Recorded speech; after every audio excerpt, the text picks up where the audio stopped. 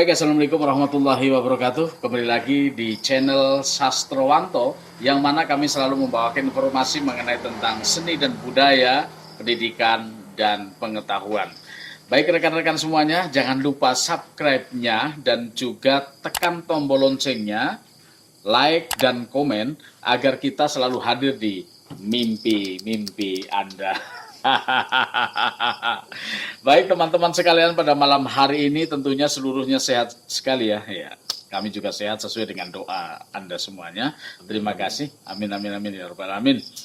Baik, pada malam hari ini saya bersama dengan Bang Mehmet akan mengobrol mengenai tentang sesuatu lah nanti ya. Dan saya menghadirkan sengaja bintang tamu yang non jauh di sana, tidak dekat dengan kami ya posisinya, tapi di seberang ya, di seberang, karena kita kalau ke sana melalui lautan terlebih dahulu, yaitu di kota Balikpapan, seorang seniman kawakan perupa yang bernama Paul Siregar, dan sudah saya kontak dan bisa kami hubungi lewat Vicol. Selamat malam, Pak Wanto. Iya, sangat luar biasa sekali pada malam hari ini. Sehat? Luar biasa. Iya, mantap sekali seperti itu. Tidak lupa kopinya ya. Wes, selalu. Oke, luar biasa. Berarti kita sejahtera semuanya. Kalau sudah ada kopi di dekat kita, betul. Kita sejahtera ya, Bang Mehmet ya. Sangat luar biasa sekali.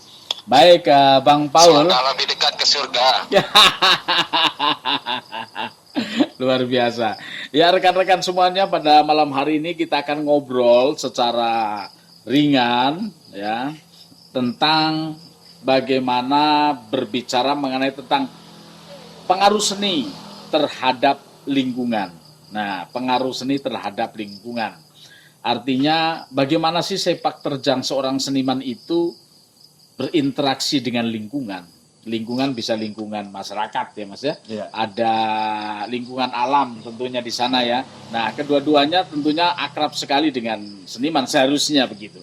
Mungkin zaman-zaman kerajaan atau sebelum kerajaan begitu. Siap, terima kasih.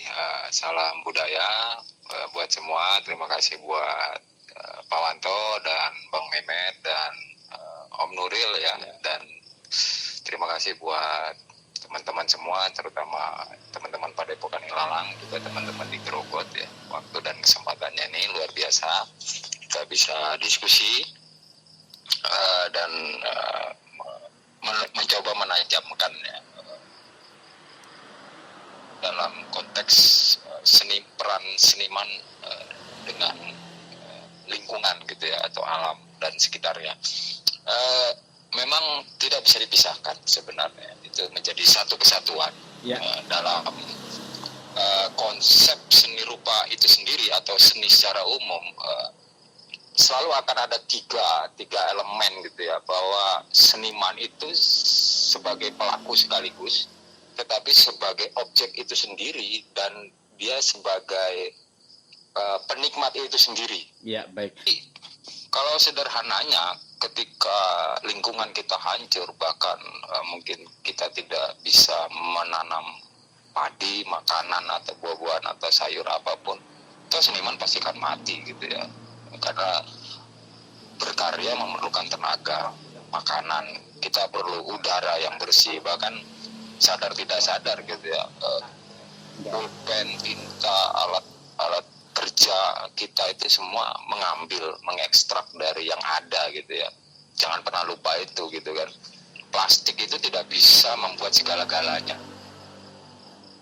Kita masih butuh kertas, seniman masih butuh kanvas, seni pertunjukan butuh lampu, butuh kaca, butuh segala macam, dan itu memang mengekstrak dari alam itu sendiri ya.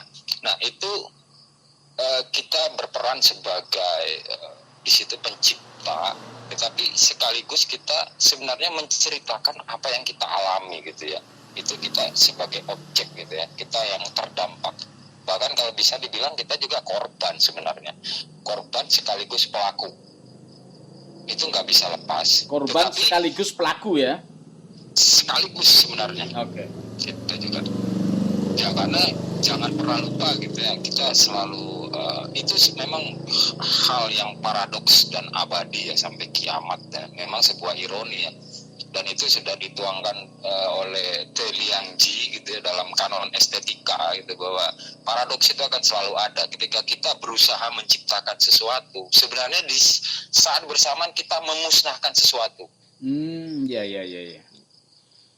Ketika pelukis itu ingin menciptakan keindahan, dia pasti memerlukan kanvas yang itu mungkin harus menebang pohon. Iya, merusak keindahan itu sendiri ya. Iya, harus memetik mungkin kapas yang begitu indah itu harus dipanen, harus diekstrak untuk menjadi kain, lalu dituangkan. Belum lagi sisa-sisa racun dari produksi itu kan pasti akan ada. Itu kadangkala menurut saya secara pribadi seniman di situ cenderung egois. Hanya memikirkan ingin melampiaskan, meluapkan sesuatu dari dirinya. Nah, itu tidak bisa. Makanya kalau dalam konteks kekinian saya pun berkarya, saya tidak cenderung menolak untuk menggunakan bahan-bahan yang baru. Bisa dilihat di belakang ini ya. Ini memang murni dari daur ulang semua. Dan ini sampah semua. Seperti sudah beberapa kali saya ceritakan, saya memungut kayu bekas, saya memungut kotak rokok, bahkan mungkin selebaran-selebaran yang biasa kita temukan di pinggir jalan, entah itu tentang produk atau ini kebetulan waktu itu masa kampanye ya, banyakkan disebar ya, kertas-kertas dibuangin itu, saya kumpulkan, saya jadikan sebuah karya yang ini merujuk kepada, kalau tadi dikatakan Bang Mehmet, anak kekinian, anak milenial hanya melihat seni sebagai sebuah hiburan dan estetikanya hanya berhenti di situ. Kalau saya membawa kepada puncak estetika itu sendiri, bahwa jalan kesenian adalah jalan spiritual dan itu selalu sejalan dengan agama apapun ya. Nah, kalau kita balik ke sejarah gitu ya, dan memang teman-teman harusnya yang menekuni seni harus banyak membaca sejarah. Nah, apalagi sejarah nenek moyang kita ya. Kita mungkin kalau menarik benang merah kesenian itu kita lebih tua mungkin daripada Yunani ya. Kita bisa seperti di awal dan sering saya katakan, bukti tertua yang ditemukan di Gua Leang-Leang itu diperkirakan 20.000 tahun yang lalu. 20.000 tahun yang lalu ya? Ya, ketika leluhur kita, nenek moyang kita mencoba menangkap apa yang dilihat di sekelilingnya, dan itu bisa dikatakan mimesis atau mimetik, itu tetap seni yang meniru, mencontoh. Ketika menemukan rusa, rusa bisa dimakan, baru mereka menggambarkan mereka berburu, terus ada tanaman-tanaman tertentu yang ternyata bisa dikonsumsi, bisa dimakan. Nah, pada masa 20.000 tahun lalu itu teknologi dan peradaban belum maju, kita hanya bisa mengambil, belum bisa ternak, belum bisa segala macam gitu ya. Teknologi masih sederhana sekali, manusia purba lah ya. Nah, yang menarik di Sulawesi baru-baru ini ditemukan lagi bukti-bukti itu, dan di Papua juga. Dan ini sedang dalam penelitian, itu diperkirakan lebih tua lagi, bisa mendekati 40.000 tahun. 40.000 tahun? 40.000 tahun gitu ya. Jadi manusia purba yang katanya itu barbar, bla bla bla, tidak mengenal estetika, ternyata leluhur kita membuktikan sudah mampu menciptakan keindahan, yang mana itulah kata dasar estetika itu sendiri. Bahwa mereka dengan mengenali alamnya, mengenali sekelilingnya, ada tumbuhan, ada binatang, ada hewan, ada manusia lain, itulah keindahan itu sendiri, dan mereka berusaha merekamnya. Nah, ini perjalanan panjang. Setelah itu baru kita masuk mungkin yang paling tercatat gitu ya, di sejarah bangsa kita, itu mungkin sudah masuk nanti fase di Jawa Purba, itu Daha, Kediri, Kahuripan sampai Singasari, itu sudah mulai estetika itu semakin tinggi ya levelnya. Ketika dibawa bukti itu ada Candi Borobudur gitu ya, ada Prambanan, itu puncak-puncak estetika. Dan sekali lagi yang harus dicermati, candi-candi itu keberadaannya itu sangat bersinergi dan harmonis dengan alam sekitarnya. Tidak ada candi itu posisinya itu jomplang atau ngawur gitu, nggak ada gitu kan. Selalu Dan itu seimbang ya. selalu dengan betul sekali. Bahkan kita tidak pernah melihat gitu ya candi itu menjadi sebuah hal yang mengganggu atau gimana gitu ya. Jangan disamakan dengan sekarang gitu, ketika kita melihat pembangunan gedung yang katanya bermanfaat ternyata tidak berguna buat kita, malah mengganggu gitu ya. Iya, banyak. Jadi kan ini ada penurunan sebenarnya dari estetika itu sendiri gitu ya. Betul. Kadarnya itu menurun. Ketika kita melihat candi-candi itu ya, nenek moyang kita bersusah payah itu memikirkan itu ya, dan itu ada perhitungan yang luar biasa seperti itu. Nah, yang menarik juga bahwa ternyata nenek moyang kita sudah mengenal teknologi ketika dibuktikan puncak-puncak kesenian yang berupa candi-candi itu ketika di gempa kemarin dibedah lagi sampai susunan tanahnya pun diperhitungkan ternyata. Dasar untuk candi itu pun diperhitungkan secara teknis. Nah, jadi di sini ada rekaman-rekaman dan genetika itu sebenarnya menurun gitu ya. Menurun ke kita maksudnya gitu. Nah, sayang sekali ketika mulai masuknya modernisasi, ini mulai ada gerusan-gerusan, mulai pengurangan. Kalau bisa dikatakan, disimpulkan ketika nenek moyang kita, apalagi zaman Majapahit, seni atau kesenian itu adalah jalan spiritual gitu, dan itu ketika seni itu dihasilkan menjadi sebuah benda atau sebuah wujud atau sebuah wadah, itu bukan lagi milik si seniman, itu sudah menjadi milik manusia banyak, orang lain. Bahkan seni itu adalah seni itu sendiri, kalau meminjam istilah Pram itu menjadi anak-anak roh gitu ya. Sama ketika orang tua seorang ibu melahirkan anak, biarlah dia menjadi sebuah entitas dan identitas sendiri. Nah, ini bertolak belakang dengan mazhab dari barat ketika seni adalah buah pikiran manusia, kerja keras otak, dan itu adalah hak pribadi individu. Betul. Karena kembali nenek moyang kita, para empu itu tidak pernah menaruh hak paten, hak cipta, itu tidak ada. Nggak ada ya? Nggak ada. Bahkan kalau kita melihat gitu ya, kayak Sutasoma atau tulisan-tulisan yang hebat itu tentang saduran dari Ramayana, Mahabharata, para empu-empu itu diperkirakan itu menggunakan nama samaran atau ada kecenderungan merubah atau mengaburkan identitasnya. Iya, betul. Nah, ini sebuah kesengajaan, termasuk para empu-empu keris, para empu batik, empu wayang, itu berusaha mengaburkan identitasnya. Karena kalau kita bedah secara lebih dalam, estetika timur Indonesia itu mengacu pada estetika Jawa, dan itu pastinya akan menyinggung konsep sedulur papat kelima pancar gitu ya. Jalan kesenian adalah jalan rohani, jalan spiritual, menemukan sang maha gaib gitu ya, bahwa semua kesenian yang dihasilkan oleh si seniman itu sebenarnya adalah dari sang maha seni itu sendiri. Jadi ini mengacu kepada konsep yang saya yakini ya, dalam setiap diri seniman ada 3 entitas yang selalu melekat dan tidak bisa dipisahkan. Ketika seniman adalah sebagai pencipta, tetapi seniman itu sekaligus adalah ciptaan, ciptaan dari sang maha pencipta gitu ya. Dan ini selama seniman itu berkarya, dia adalah saluran atau wadah dari sang maha pencipta. Jadi kalau dalam meminjam konsep Islam gitu ya, bahwa ini tauhid ya, dia adalah segala-galanya, tidak ada apa-apa tanpa dia. Begitu pula seniman tidak ada apa-apa kalau tanpa mandat dari langit. Ini estetika yang sebenarnya ini diturunkan terus-menerus oleh leluhur kita, dan harusnya yang muda juga paham ke situ ya, bahwa kembali bahwa alam sekitar ini adalah kita juga. Seniman itu juga adalah alam itu juga. Jadi memang nggak bisa dipisahkan sebenarnya. Dan mengacu kepada perjalanan seni rupa ketika leluhur kita, nenek moyang kita sudah menggambarkan mimesis ya, tumbuh-tumbuhan, hewan di dinding-dinding gua. Terus masuk di era Nusantara sebelum kemerdekaan, bagaimana candi-candi itu selalu menggambarkan Gemah Ripahlo Jinawi, hewan-hewan yang hebat.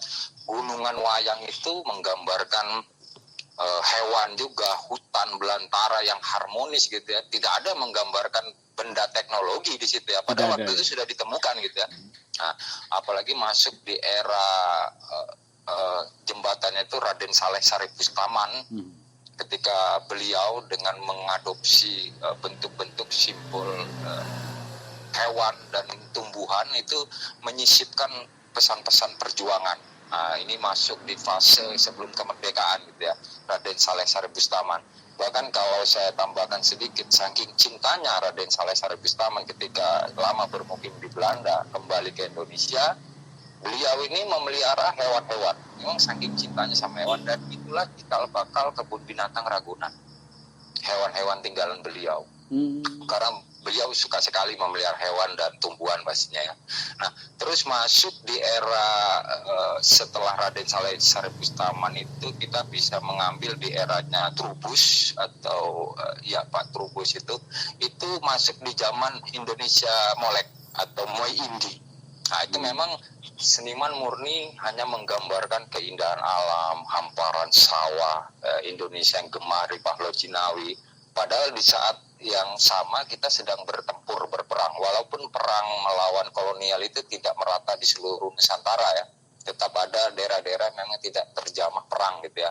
Tetapi itulah kemudian yang melahirkan pemikiran dari S. Sujoyono ya, yang mendekati era 45 itu S. Sujoyono mengeluarkan mazhab yang kredo yang bisa dibilang masih sahih sampai sekarang, jiwa ketok. Jiwa? Ketok. Ketok, oh jiwa ketok ya. Ada jiwa kelihatan. Iya, jadi seniman itu harus jangan mengawang-awang, jangan mengambang-ambang, harus sesuai dengan kenyataan realitas. Makanya Pak Sujoyono dan era itu gitu ya, seniman di situ yang menggambarkan pertempuran. Ada gerilya, ada orang lapar, ada orang sakit, ada kehancuran, puing-puing segala macam. Itu tergambarkan di situ ya. Walaupun Pak Sujoyono dengan kearifan beliau nggak pernah berusaha menggambarkan pertumpahan darah, tidak pernah ya. Tetapi beliau lebih ingin menceritakan sisi-sisi humanis kemanusiaan dari pejuang itu sendiri. Dan ini yang sering terluput dari cerita heroisme tentang kemerdekaan kita. Dan ini kebanggaan para kaum militer ya, ketika mereka selalu mengatakan kita bertempur, kita berjuang. Tetapi mereka melupakan sisi lain, bahwa para petempur itu sendiri, pejuang itu sendiri adalah seorang manusia yang pastinya ada sisi lelah, sisi bosan, sisi stres, sedih segala macam. Dan itulah yang ditangkap oleh seniman. Iya, betul. Nah, jangan pernah lupa gitu ya, bahwa pada era itu memunculkan poster-poster, dan salah satu poster paling legendaris untuk membangkitkan semangat juang pejuang waktu itu adalah Bung Ayo Bung. Itu kata-kata yang dari Khairil Anwar, terus yang menggambar Avandi dan S. Sujoyono, dan coretan-coretan berikutnya, mars-mars perjuangan, ya itu kan seniman. Bahkan sampai lambang negara, lagu kebangsaan, karena ada bukti yang sahih gitu ya, bahwa ketika Jakarta jatuh, perpindahan ibu kota ke Yogyakarta, itu berbondong-bondong juga seniman memang pindah ke sana untuk merekam memang waktu itu ya. Dan jangan lupa bahwa cerita heroisme Pak Dirman dan pejuang-pejuang lain, termasuk serangan umum 1 Maret, itu siapa yang bisa menceritakan waktu itu kalau bukan dari lagu, dari catatan-catatan, dari puisi-puisi, bahkan dari lukisan-lukisan. Karena waktu itu kita masih sangat terbatas teknologi kita ya.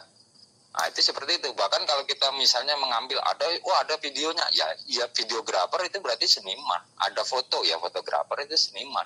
Selalu memakai estetika dari kesenian itu sendiri. Makanya kalau terus menyambung ke era 45 pasca itu, ya seniman juga kita pasti akan tahu Wage Rudolf Supratman gitu ya. Nah, itu kan ya seorang seniman gitu ya, Ismail Marzuki, terus Jesse Manjuntak. Nah, ini yang banyak dilupakan gitu ya. Terus masuk kalau dari seni rupa, Setelah itu muncul Persagi, Persatuan Ahli Gambar Indonesia, yang mana notabene itu bukan cuma berbicara lukisan ya, termasuk rekaman-rekaman perjalanan bangsa ini ketika baru lahir, termasuk ketika kita masih menghadapi agresi militer, itu tergambarkan. Dan ini teman-teman bisa lihat di 100 lukisan koleksi Bung Karno. Itu hebat sekali ya. Dan itu kita menggambarkan kenyataan bangsa kita waktu itu. Ada tukang beca kelaparan, terus ada pengemis gitu ya. Kita masih susah payah waktu itu ya.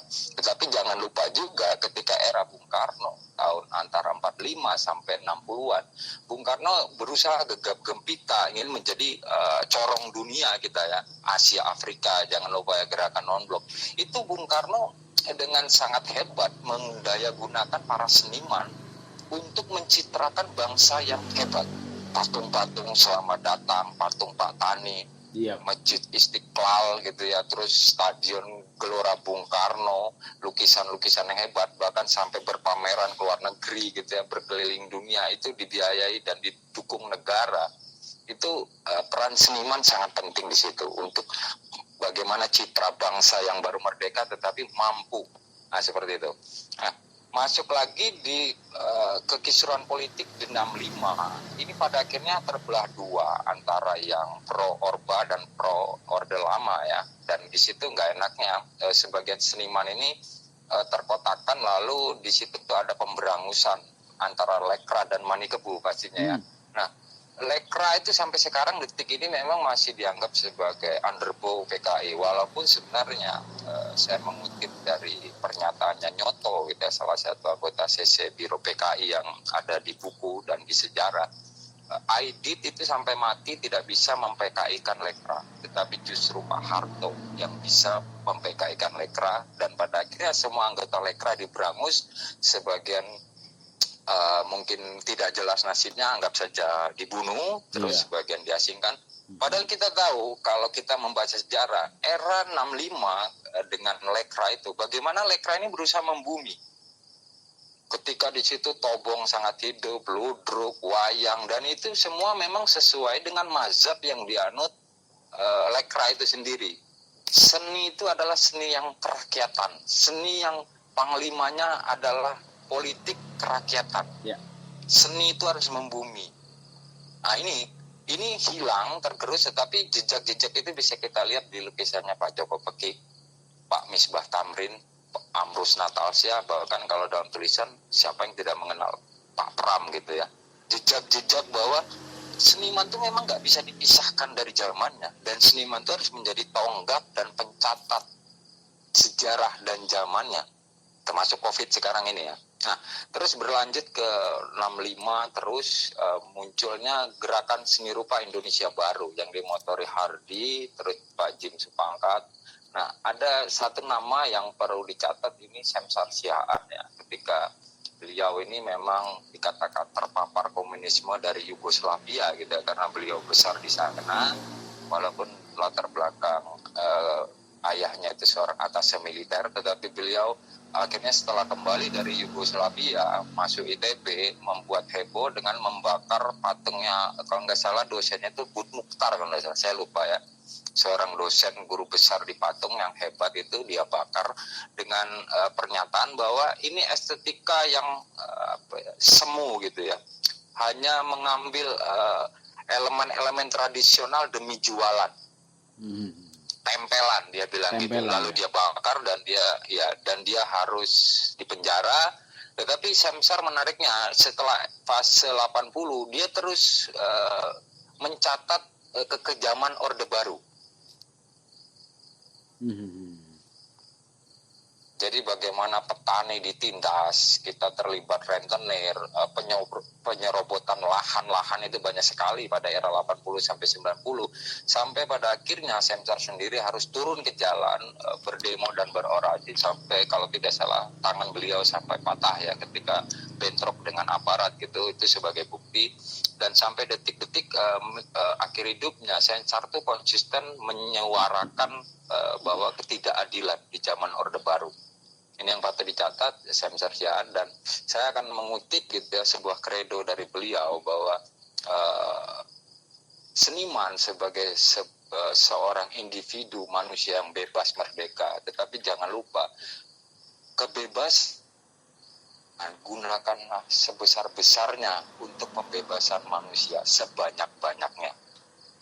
Karena jangan lupa sejak dulu era Samsar sampai detik ini, seniman ini nggak akan bisa lepas dari negara dan lingkungan masyarakat yang mana kita ini dikungkungi oleh aturan-aturan bernegara bermasyarakat yang pembuat aturan ini, kalau istilah Samsar itu manubilis, masih banyak manubilisnya, manusia, binatang, dan iblis. Nah ini seniman juga nggak bisa lepas dari itu gitu ya. Iya.